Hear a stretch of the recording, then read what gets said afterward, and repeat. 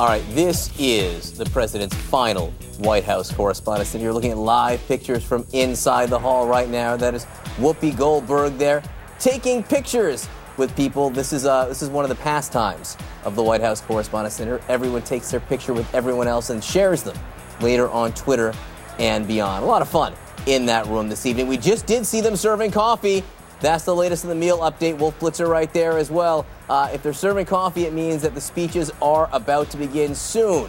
That is what we are hoping, at least. As I said, the president due to speak, hopefully in a few minutes. He's had a lot of targets in his time as president. Yes, he's taken on Donald Trump famously, but he has also taken on news, cable news, a lot.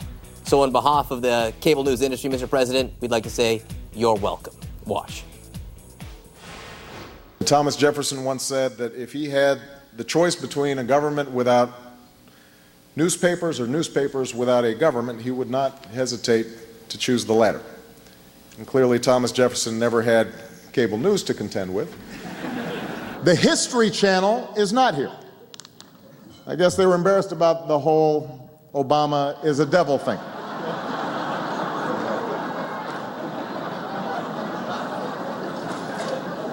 Of course, that never kept Fox News from showing up. They actually thought the comparison was not fair to Satan. Some of my former advisors have switched over to the dark side. For example, David Axelrod now works for MSNBC, which is a nice change of pace since MSNBC used to work for David Axelrod. I know CNN has taken some knocks lately, but the fact is I admire their commitment to cover all sides of a story, just in case one of them happens to be accurate. MSNBC is here. They're a little overwhelmed. They've never seen an audience this big before. I am happy to be here, even though I am a little jet-lagged from my trip to Malaysia. The lengths we have to go to get CNN coverage these days. The fact is, I really do respect the press. I recognize that the press and I have different jobs to do. My job is to be president. Your job is to keep me humble. Frankly, I think I'm doing my job better. Let's face it, Fox, you'll miss me when I'm gone. It will be harder to convince the American people that Hillary was born in Kenya. All right, some of the president's best lines about cable news. Jokes at our expense, but you know what? That's okay once a year. All right, for more, let's now go back to the red carpet. Brian Stelter, host of CNN's Reliable Sources, is there with some special guests. Brian. Thank you so much, John. I'm Michelle Kaczynski, Maeve Reston here with me, and we were just talking about how we expect even more barbs from President Obama tonight. Michelle, you think maybe President Obama saved his best for last? Oh, absolutely. I mean, why wouldn't he? And he knows that the expectations are high. I mean, we were asking about this on Friday in the briefing room, and the White House really didn't want to give away any surprises, as they put it. But the word is among people who are close to him that he's gonna take this opportunity. He's gonna kind of let loose. And why would he not? Right. I mean, look at this campaign year that he has to play with. Obviously, he had, these tense moments in the past when Donald Trump was in the audience, right? But I think he has so much material to work with tonight. He's obviously got great guys writing jokes for him, and it'll be really fun to see what he does in this sort of his final punch out. Yeah, humor tinged with truth. He does have an antagonistic relationship with cable news in particular, and so I think that will come out in a few minutes. This is dinner sometimes criticized for being too cozy. This is about reporters and administration officials and others all hanging out together in the room. But the reality of this administration is that access is very limited. In many ways, this is the least transparent administration ever in terms of access by media to what's going on in this administration.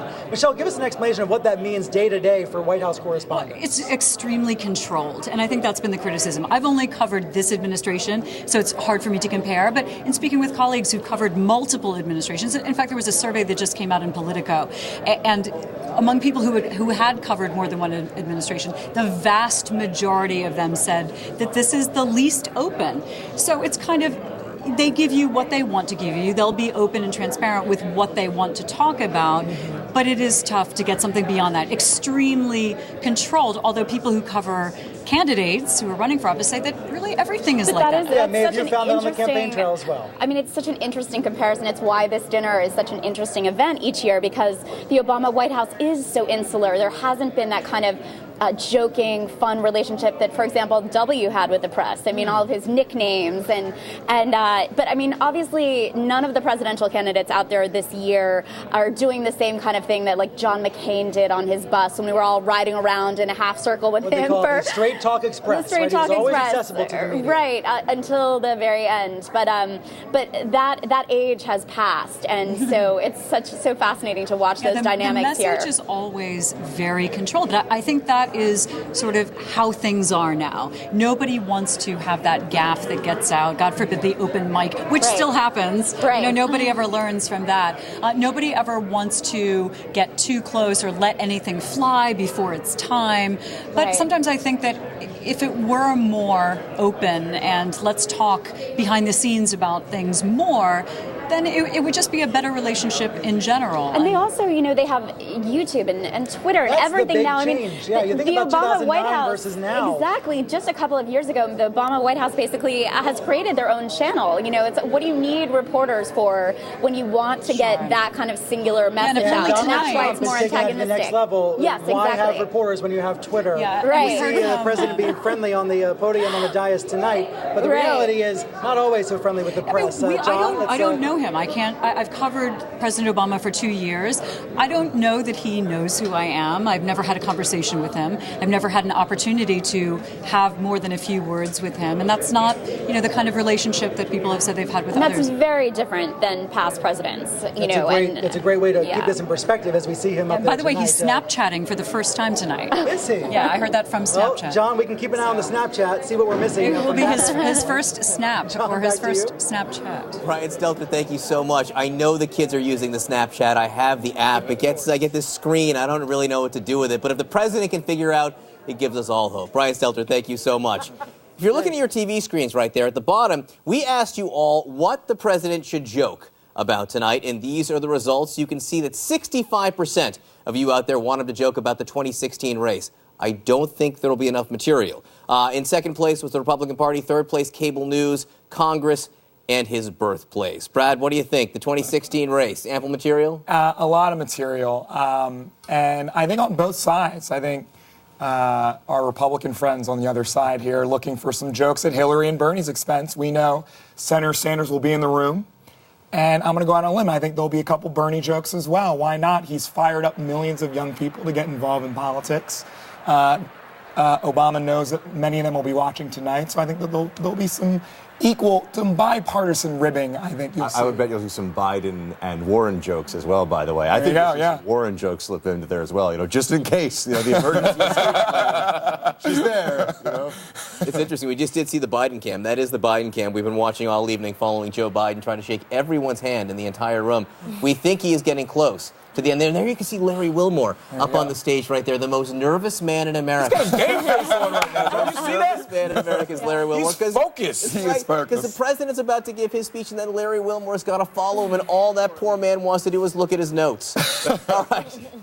Much more to cover. We are getting much closer to the president's speech, but next, the other guy we were just talking about, and who will be telling jokes, Larry Wilmore. What does he have to do? How hard is his job tonight? We'll get his thoughts when our coverage continues.